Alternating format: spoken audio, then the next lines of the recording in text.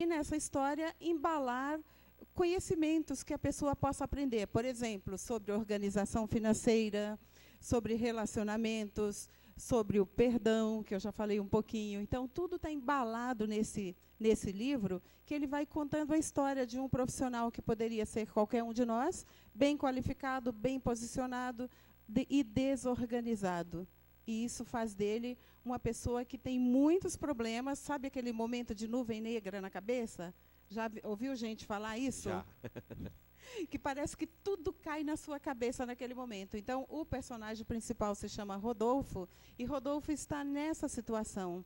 Ele viaja, ganhou um prêmio, aí ele volta, descobre que o dinheirinho que ele investiu na bolsa virou pó, porque teve problema na bolsa de valores, e ele descobre que tem um amontoado de dívida, o cartão de crédito já superou o limite, cheque especial também, e ele está naquele emaranhado, o que fazer? Ele é um personagem fictício, né? É fictício? Será que é ficção isso? Não, não é, porque isso daí vai encaixar na vida de quase todo mundo, né? Pois é. E aí Rodolfo passa por esse momento de nuvem negra. E aí ele tem amigos, ele tem um amigo de infância que se chama Daniel, que é professor universitário, que teve uma educação financeira diferente da dele em casa. Daniel, o pai dele, desde pequenininho, já ao final do mês, reunia a família para poder mostrar para eles o quanto que gastava, quanto que entrava de dinheiro, quanto que eles estavam gastando com telefone, água, luz, essas coisas assim. E aí ele aprendeu desde cedo a ter o controle financeiro, a guardar dinheiro, porque o pai falava também para ele, filho, quando começar a trabalhar, guarde dinheiro, porque quem guarda dinheiro tem mais poder. E tem.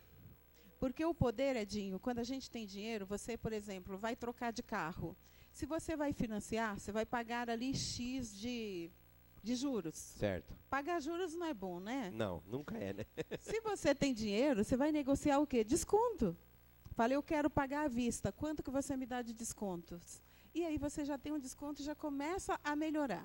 E se a pessoa não toma nenhum rumo na vida dela, ela está afundada lá na nuvem negra ou no buraco, no fundo do poço, e nada faz para mudar, o que vai acontecer? Ela vai ficar doente, ela vai negligenciar no ambiente de trabalho, não vai dar produção, pode ser mandada embora. Sim. Uma série de coisas pode acontecer. Uhum. Esse livro aqui já está com um dos mais vendidos que você falou? Esse livro, na Livraria La Selva, ele foi o mais vendido nesse semestre que passou. Olha que beleza, tá vendo, gente? Então vamos falar o nome aqui do livro. O Sentido da Felicidade. O Sentido da Felicidade, da autora Nocilene Santos. Está em todas as livrarias? Todas as livrarias do país. Pode ser adquirido também pelo site da editora, que é dvseditora.com.br. D de dado, S de sapo, V de Vitória. V de Vitória. Ah, D de dado, V de Vitória, S de sapo. Certo. D de dado, de V sucesso. de Vitória, S de sapo, sucesso. Sucesso.com.br. Então tá. Aqui eu dou a dica, pode abrir a imagem novamente aí, Maurinho.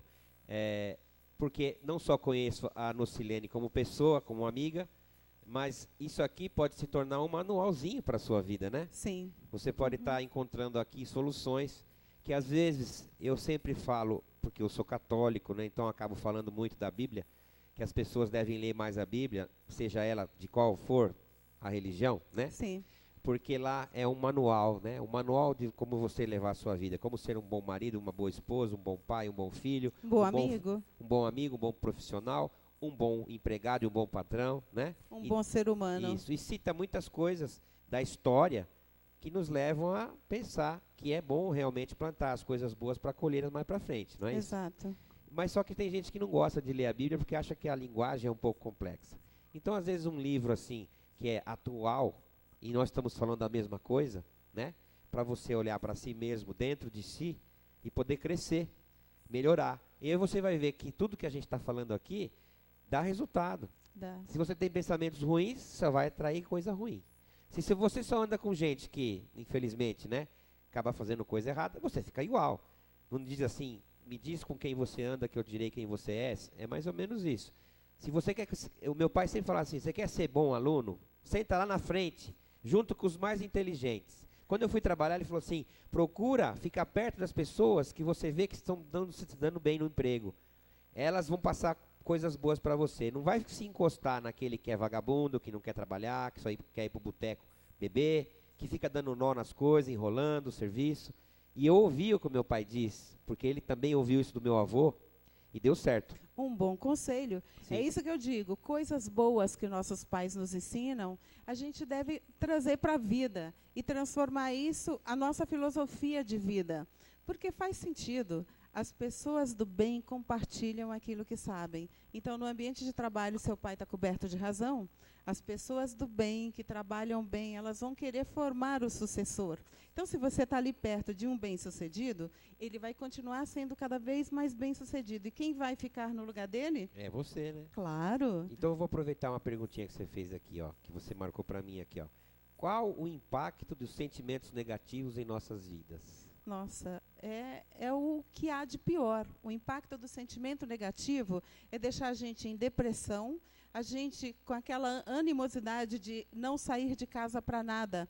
E pensamento negativo, ele atrai coisas negativas. E dá o mesmo trabalho você pensar positivo e pensar negativo. Ao invés de você pensar, eu não quero ficar doente, pense, eu quero ser saudável. Eu sou saudável, melhor ainda. Assuma que você é capaz de ser uma pessoa saudável, que tem hábitos saudáveis, que tem pensamentos saudáveis. Pensamentos tóxicos, como disse aqui no começo, eles são muitos e eles atrapalham a nossa vida, porque eles nos impedem de ser a pessoa que nós podemos ser. A gente se limita a ser aquele ser humano mais ou menos mediano. E não é para isso que a gente está nessa vida. Nós estamos aqui para obter sucesso, para sermos felizes. Essa é a nossa razão de ser. Então eu vou deixar mais um recadinho aqui, que tem uma passagem na Bíblia que fala assim, né, que Jesus ia passando por uma cidade com os apóstolos, e aquela multidão que sempre acompanhava ele, a multidão dos desesperados, né, que viam nele uma pessoa, ou até como se fosse realmente um Deus, que fosse sanar os problemas de saúde ou da vida que eles tinham. E uma dessas pessoas, no meio da multidão, conseguiu passar a mão no manto dele, na roupa dele, e se curou. E já imediatamente se jogou aos pés de Jesus e começou a gritar, agradecendo, porque graças a Jesus ter olhado para ele, ele se curou. Então Jesus calmamente olha para essa pessoa que está prostrada no chão e diz assim, não fui eu que te curei, foi a tua fé que te curou. Então entra naquilo que você falou. Se você acredita, se você tem fé, se você confia, e se você está com aquele pensamento firme, você vai conseguir. Agora, se você vai ficar pensando porcaria o tempo todo, evidentemente, ó, a vaca vai pro brejo, como dizia antigamente, Vai né? atrair o que você pensa. Somos os nossos comportamentos. A gente tem uma história de vida, que essa história de vida representa o que a gente é, traz para nós. Se eu tenho uma história de vida que foi só sofrimento e eu continuo achando que a minha vida é um sofrimento, é isso que ela vai se tornar. Se eu olhar para trás, eu sofri na minha vida, mas o que eu aprendi com o meu sofrimento? Como eu posso transformar esse limão numa belíssima, deliciosa limonada? Aí sim eu posso reescrever a minha história, uma história bonita, uma história de sucesso. Esse é o conselho que eu deixo para você. Não lamente as coisas que passaram na sua vida que não foram do seu agrado. O que você aprendeu com isso? Como você pode transformar isso em um aprendizado que vai fazer você acertar daqui para frente? Você a ter uma vida muito melhor, a vida que você merece. Nocilene, deixa os seus contatos. Você tem site, tem um Facebook, telefone? Tenho, eu sou facinha, Facinha. Dinho. Estou lá no Facebook, Nocilene Santos, podem acessar. Eu sempre posto coisas que são interessantes, eu não gosto de coisinhas, picuinhas, de ficar ali no Facebook falando mal dos outros, porque isso não leva a lugar nenhum. Então, eu posto coisas quando eu acho interessante, eu compartilho coisas que eu faço, que é legal. Eu tenho a página A Hora do Coaching, lá no Facebook, que é do programa de entrevista que eu tenho, igual a esse do Edinho, uma vez por semana, na TV GZ, às segundas-feiras, às 11 da manhã. Breve, Edinho estará lá comigo, que eu vou entrevistá-lo. Opa, eu vou sim, com certeza. O meu e-mail, você pode mandar para contato@peopletraining.com.br, e você pode também me acompanhar lá no Twitter, @Nocilene-san. Meu telefone é 11 99908 0103. Seja lá qual for o seu momento, se você acha que precisa de um coach, contrate um coach para ajudar você a ser melhor do que você já é. Procure um coach da tua confiança, pesquise, porque o processo de coach é muito uma relação de confiança. A maioria dos meus clientes vem por recomendação de quem já fez coach comigo ou de amigos, porque são pessoas que têm confiança em mim. O processo ele é muito íntimo. A gente fala de coisas que às vezes não falaria para o amigo mais íntimo, mas o coach tem uma relação muito ética e que a gente guarda para nós mesmos, fica entre nós, entre coach e coachee, o que é tratado em qualquer encontro. Então vamos lá, repete de novo o seu telefone, bem devagarinho, é 011 São Paulo. 99908 0103. É facinho. Facinho. Isso. Se entrar lá no site, peopletraining.com.br, tem o telefone fixo também, que pode deixar recado. Mais fácil me achar pelo celular. Muito bem. E para encerrar, nós temos aqui um agradecimento do Carlos, do Rio de Janeiro. Adorei ouvir os conselhos da Nocilene. Parabéns pela entrevista e pela entrevistada. Muito obrigada, Carlos. Tenha uma semana iluminada e muito inspiradora. Bom, gente, estamos encerrando aqui o programa. Meu primeiro programa depois que eu renasci, né, de coração novo. E, a princípio, até o final do ano, o meu programa será quinzenal, justamente porque eu estou me convalescendo ainda do infarto, né?